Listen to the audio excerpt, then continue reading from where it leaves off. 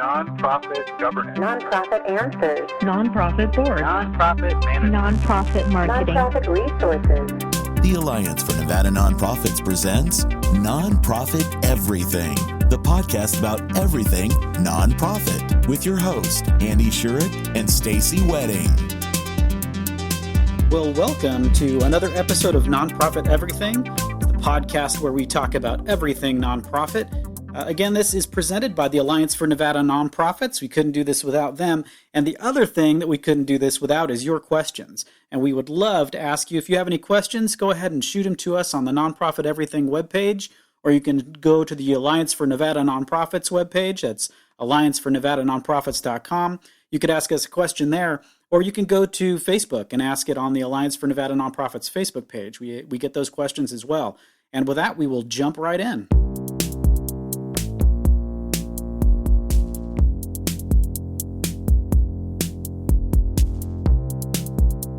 Our nonprofit offers parenting classes for free to low-income single moms. Recently, we started exploring other ways to earn money, and one of our board members suggested charging a fee for this service for those families who can more easily afford our services. Can we charge a fee for this service, and if we do, will we get taxed for this? So the short answer is yes, you can. Revenue-generating activities can be critical components for nonprofits to sustain themselves. Although I will say this, oftentimes board members in particular, love you board members if you're listening, but have this tendency of they think, oh, let's just, add this business component, this, fee component, something that's kind of this earned income piece, which while it's great, that doesn't just happen overnight. And there's all sorts of other resources, investment, marketing, promotion that has to happen to make that work. So that's a whole other probably social enterprise topic. But, the short answer is yes. Now, the key is that the law sets no limits on the fees you charge. But at the end of the day, if those fees aren't related, if you're not offering sort of service-based, programs or something that is in line with your mission or your programs, then it would be probably subject to unrelated business income tax, your, CPAs, and Andy, I'm sure you know more about this than I do, but could certainly jump in and say, hey, that's not really related. That was something totally random that you're doing that isn't tied to your mission at all. And great, you're earning some money from it. But at the end of the day, you're going to get charged some income, business income tax. So you need to really, I think, balance that out a little bit and come up with a business plan for this kind of thing, right? It's not just an idea you say, yes, let's just randomly start charging fees. I mean, prioritize your objectives in charging the fee. Why? And is this the best way? If is that the best way to actually accomplish this? Is there a market for this? Is there anybody who would even want that? And to me, it starts with thinking a little bit about this from a business plan perspective, like you would anything. Yeah, Stacy's exactly right. The unrelated business income tax piece of it gets a little bit complicated. In this case, I think the risk is that you're providing a service for low-income families to have childcare, which is awesome. At some point, if you start charging a fee, you cross the line into regular old for-profit daycare. Which could also be a nonprofit because you might have the educational component attached to it too. So from an unrelated business income tax perspective, I think you've got enough like off-ramps on that you might not ever have a problem with unrelated business income tax. You might not have to pay it, but it's complicated enough that you definitely want to talk to an attorney that knows how that works or an accountant that knows how that works so that they can advise you on that very specific circumstance. As far as being able to charge fee for services, yeah, absolutely. It happens all the time. So if you go to a performing arts center, you don't get to go see Hamilton for free, right? Right? That's not what it is. So they're doing something a little bit different. So charging a fee for service is a totally legitimate thing, and I think probably all nonprofits either do it or should be doing it if they're not thinking about it. There's lots of ways that you can serve your mission without having to make everything totally free all the time. Absolutely.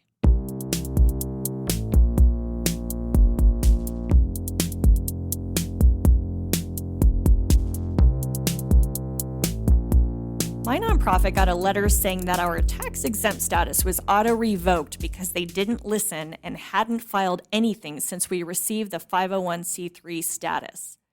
Anyway, I'm one of the 4 board members, and I saw Form 2848, Power of Attorney, on the checklist. Is that absolutely necessary for me to complete if I'm part of the organization?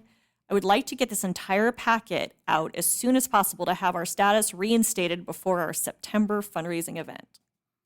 Well, I got good news and bad news on this one. So the good news is that you don't have to do the 2848 power of attorney. So maybe if I might want to clarify the question a little bit too, just the way I'm interpreting it. It sounds like you got your 501c3 status, you sent the information into the IRS, and then you didn't ever file any 990s, and you're required to file even just a 990N, the postcard, just to show that you exist. You have to do that, and if you don't do that for 5 years in a row, the IRS will auto-revoke you. They'll just take away your status, and you have to basically start over again. So when you're starting over, they give you some information about how you get reinstated, and there's a checklist. It's what you're talking about, is this checklist that you're going through. One of the forms is the Form 2848, which is the power of attorney, and that's if you're having someone else that isn't part of the organization fill out these forms on your behalf, then you would fill out the power of attorney and say that this person has the authorization of the board to be able to fill out the rest of these forms for you. So if you're having an attorney doing it, the attorney will fill out the power of attorney form with you.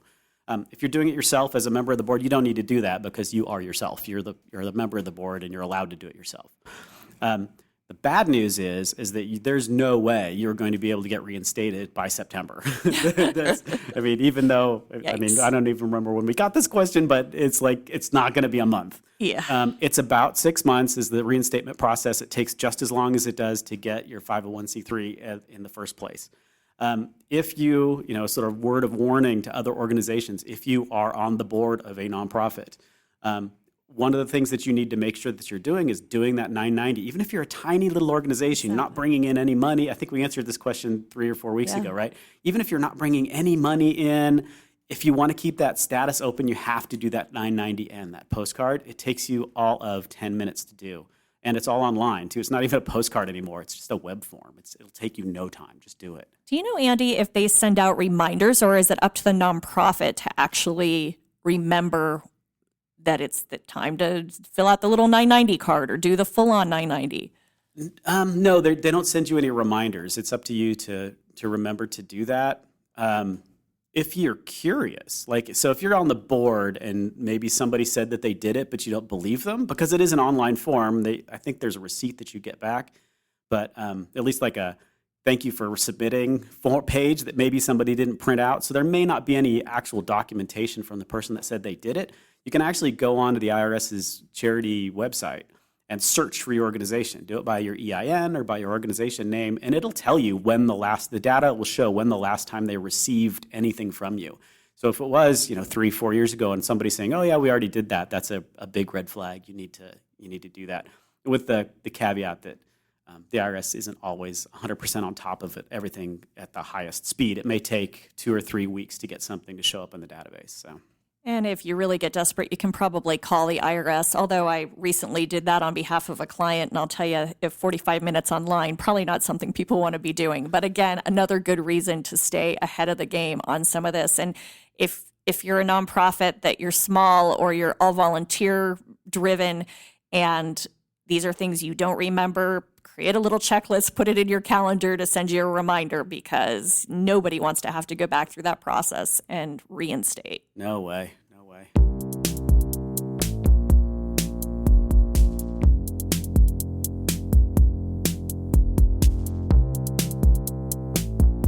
I've been hearing more and more about how much money is going into donor-advised funds. How does our organization get donations from them?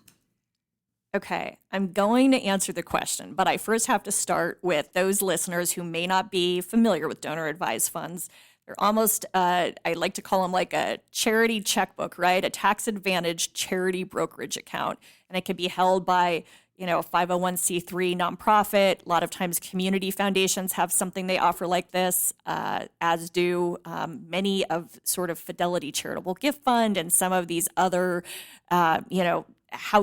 brokerage houses that actually offer, they have their own 501c3 status to offer this, tax advantageous kind of checking account to allow donors to actually make large donations of appreciated assets are typically common, or cash.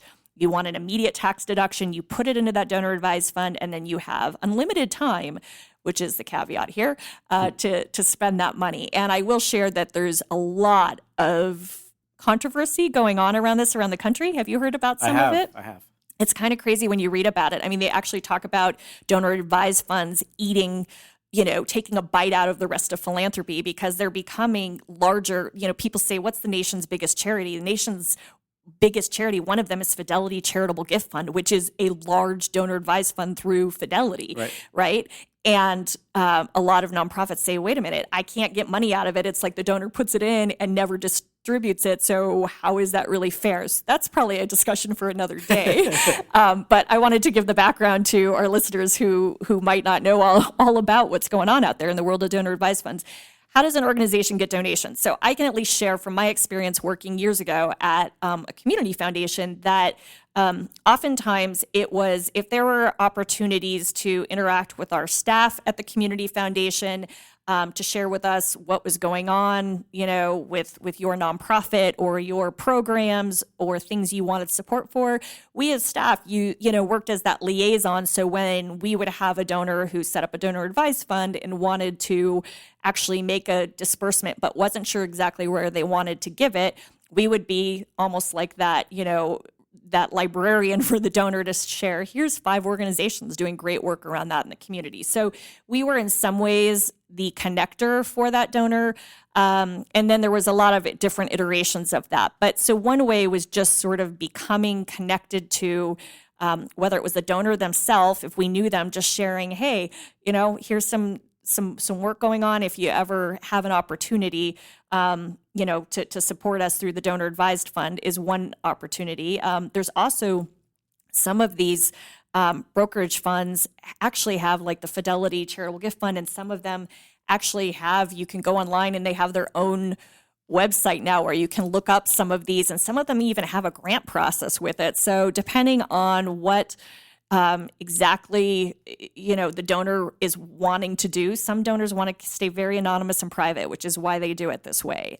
So that's my experience with it. I'd love to know yours. So I think the challenge with donor advised funds is that you feel like the money is being given to, you called it a checking account, but it's actually a charity. Right. So it's going into a 501c3 so that the donor gets the tax deduction when the money moves the first time. And when it's distributed back out to another charity, there's no second tax deduction. The tax deduction is already taken. And it was created, I think, a long, long time ago, like in 1918 or something like that. Yep. So it's not a new product. It's something that's been around for a long time. It's just gotten a little bit more traction once Schwab and Vanguard and Fidelity all picked up on it. Mm-hmm. I think the answer to the question, though, is like, how do you get money out of a donor advised fund? It's the exact same way you get money out of any donor, because it's, you called it a checkbook. It's the donor's checkbook. Yep. So they've got that money in their account. Theoretically, they should be more willing to give that money away out of that account than they are from just like their regular checking account, because that money's already gone. They can't get it back. It's not like they can decide to undo the charitable gift that they made to the fund. It's stuck in there forever. And when you look at the numbers people do complain about money going into those funds and that it's not necessarily being directed out to charities doing direct work. It's a lot higher than your typical private foundations. So private foundations, the IRS requires that you distribute 5%. There's no law about donor advised funds. They don't have to do anything, but when you look at the sort of the population of donor advised funds, they're generally over 30%. So they're distributing more than private foundations are. They're just not distributing 100%. And I think that's where the charities want them to be, is like, I would like you to distribute like 100% plus all the capital gains and dividends and everything else that you're making on them. So, I don't know where the right number is, but in order to attract those donations, you have to do exactly what you've been doing, which is work with those donors. They've made that charitable gift already. It's up to you to convince them that they need to transfer it out of that donor advised fund into your account. So all the stuff that you normally do is the answer. I know that last tax year, right when the new sort of charitable tax laws went into effect, there was, at least around the country, a lot of movement of people who wanted to actually get the benefits of a tax deduction last calendar year, and they didn't know how things were going to shake out this year. So there was a lot of research out there that was talking about, and data out there showing that there were these huge sums of money being put into donor advised funds last year, so they could get the donor would get the immediate tax deduction and have time to figure out how they wanted to spend it. And there's, sometimes a lot of times it's also a legacy planning tool. So for those listening who may be donors, it's a great tool to involve other generations and get the tax benefit, especially if you have an appreciated asset or a complex asset you need to gift. I think donor advised funds are a great vehicle to do that. And yeah, for the nonprofits out there listening, I think figuring out if you have direct access to the donor, like you said, Andy, it's kind of the same thing. And if you don't, or if the donor is protected by a larger organization, how do you build relationships with that organization in case they actually share with donors opportunities out there? Yeah, I think the other thing, if you're in a nonprofit and you're receiving money from donor advised funds, a lot of times you'll get a check, or actually it's an ACH usually. So you get an electronic transaction into your bank account and it'll say like Vanguard Charitable. And it's up to you to contact Vanguard and say, hey, we got $362.50 from you on this date. Tell me what fund or what account that came from. And there's a fair chance, if the donor didn't make the gift anonymously, there's a reasonable chance that they will be able to tell you the name of that person, that it came from the Smith Fund. And then that'll be able to let you start tracking down who that might be so that you can have more direct contact with the donors. It's another challenge with donor advised fund is there's like a level of obfuscation in between the actual donor and when the money hits the charity, which makes it really hard to continue to do your day-to-day direct mail work or your major gift. Stewardship. Yeah, all that stuff is really hard to do because you're dealing with a faceless corporation who just does not care. Absolutely. So dig into it as much as you can, and if they tell you that they can't give you the information, ask, has this gift been specifically given anonymously? Are you just too lazy to tell me? And just keep Right. hammering at them because you can eventually get to it if it's not given anonymously.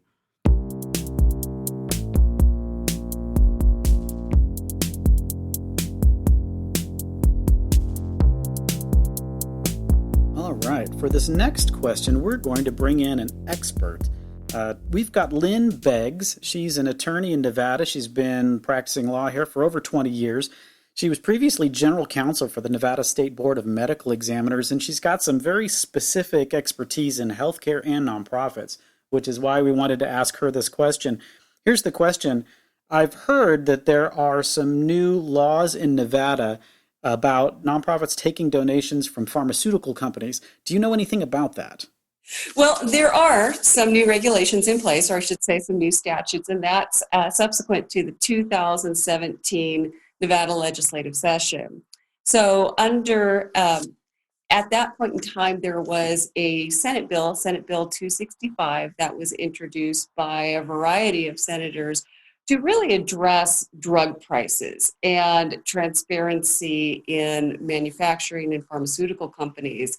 And as a piece of that puzzle, the nonprofits got brought into this, at least those nonprofits who are either they're involved in activities that are patient advocacy or medical funding. So this is not going to cover nonprofits that are certainly, outside of that realm, and nor would they most likely be receiving any sort of donation from a pharmaceutical manufacturer or retailer. So that bill has been codified in NRS Chapter 439B. And the title of that chapter is Restraining the Cost of Healthcare, which gives you a sense of really what the purpose of that bill was. The main focus of that bill was really looking at restraining pharmaceutical costs for consumers and being much more transparent in things such as pharmaceutical reps and who's getting what. But again, because there are nonprofits engaged in these activities that do get either donations or other things of value from pharmaceutical manufacturers and retailers, that they were brought into this bill and now do have some reporting requirements. But the good news is for nonprofits, the reporting requirements are not overwhelming. At least I hope they're not overwhelming. That's good. So in general, and I think just to understand what the reporting requirement really is that a nonprofit must every year annually by February 1st provide a report that states what, if any, contributions, donations, this can be anything of value. It doesn't have to be monetary. They need to prepare a report that indicates if they've received some sort of donation from a pharmaceutical manufacturer, and I'm going to refer to the bill just because, the statute, because it's always better to be specific on this. So it's going to be from any donation, anything of value from a manufacturer, a third party or pharmacy benefit manager, or a trade or advocacy group for managers, third parties, or pharmacy benefit managers. So that sounds like a bunch of gobbledygook, but in essence, it's really, so these pharmacy benefit managers, any sort of manufacturer, and they use this term third party. That sounds very broad, but it really only is referring to insurers, health benefit plans, those type of folks. So if you're a nonprofit, you're engaged in patient advocacy or somehow engaged in medical funding, research funding, and you get anything of value from one of these entities over the course of the previous calendar year, you need to basically write out a report that says what the donation was, what amount it was for, and who it was from. And additionally, the nonprofit needs to state what percentage of their gross annual revenue that donation is. So for non-monetary donations, that may be a little more of a sticky issue to come up with, but that's basically the information. So there's no specific form that the Nevada Department of Health and Human Services requires for nonprofits. There are certain forms that they're going to be putting out there for pharmacies and pharmaceutical manufacturers, but basically a nonprofit could include this information in their annual report if they do such a thing. It can be on a one-page piece of paper. There's no specific, as long as that information is there, it's fine. Now, the other question is, okay, so once we have this report, what do we do with it? There is no requirement to send the report to the department if the nonprofit has its own publicly accessible website. So what they need to do is they need to post that report on their website and or include it in their annual report that's posted on the website. If they don't have a publicly available website, and that's probably a very small minority of any nonprofit organizations these days, then they do have to send it to the department, and the department will post it on their website. So, referring to the Department of Health and Human Services for Nevada. So really, in a nutshell, that's all a nonprofit has to do. The question, I think, that becomes a little more complicated may be whether a nonprofit really needs to prepare the report. And that's where a nonprofit really has to look at specifically what activities they're engaged in.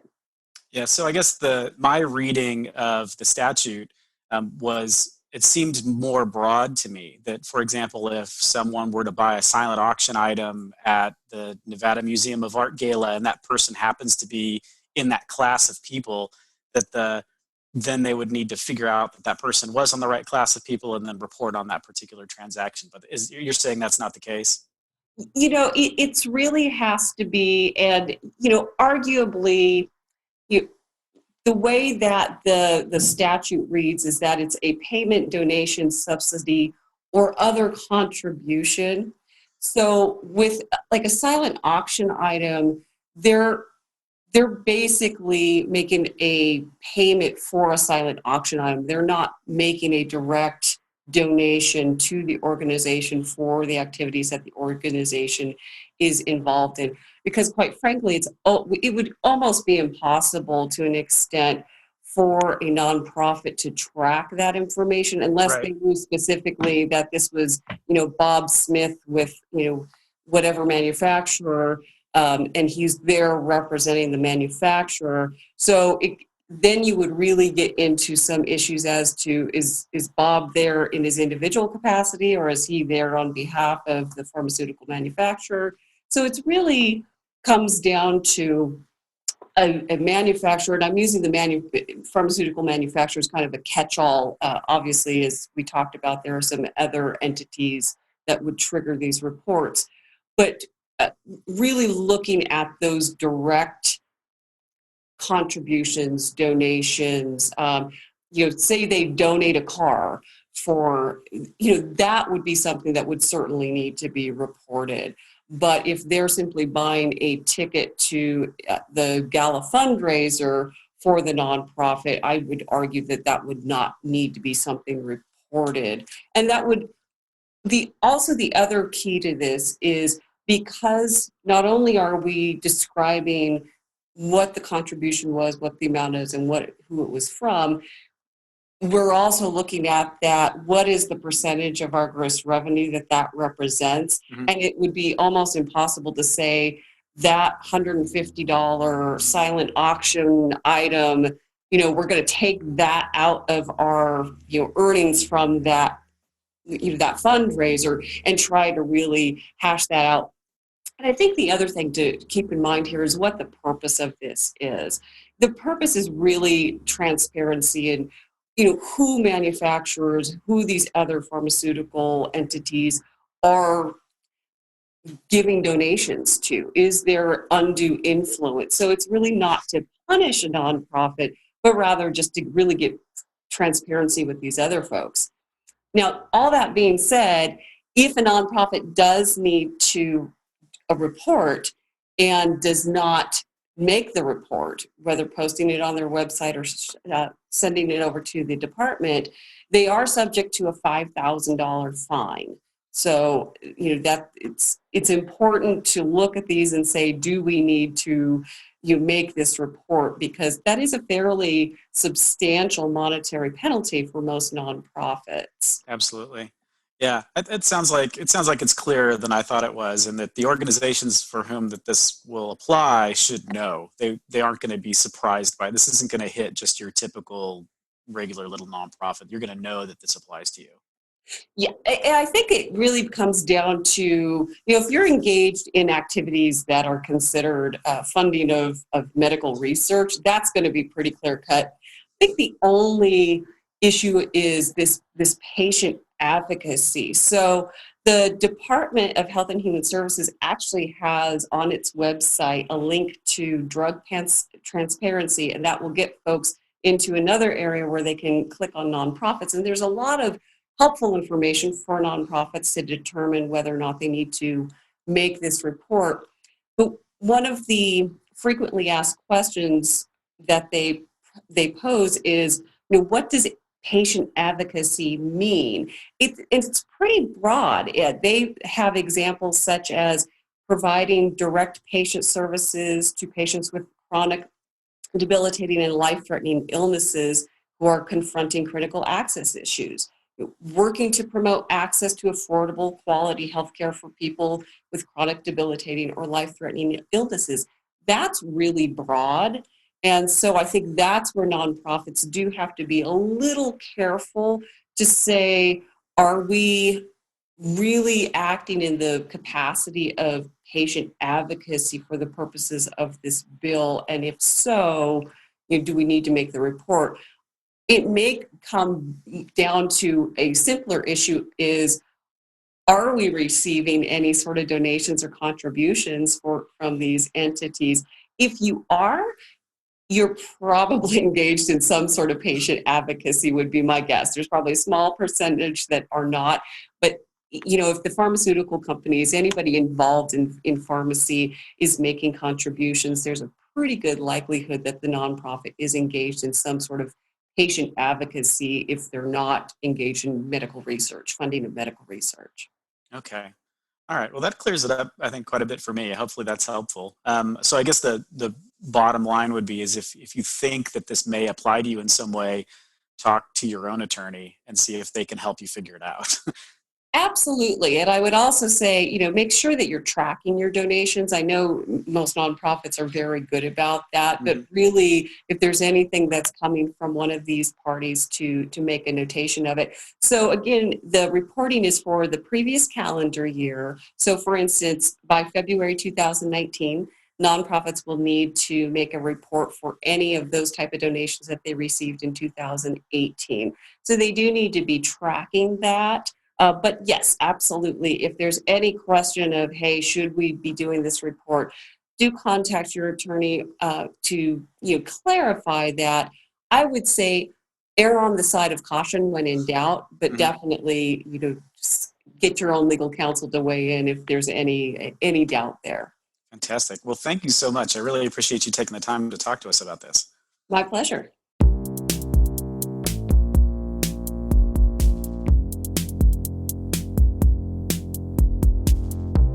And that's it for another episode of Nonprofit Everything.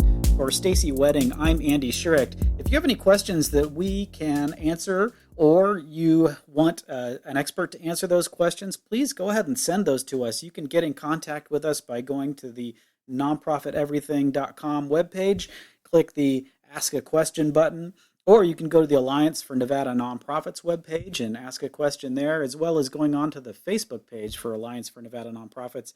You can ask a question there. Basically, you can ask a question pretty much any way you want, and if Stacy and I can get it, we will be happy to answer it. So thanks again, and we'll see you in a couple of weeks.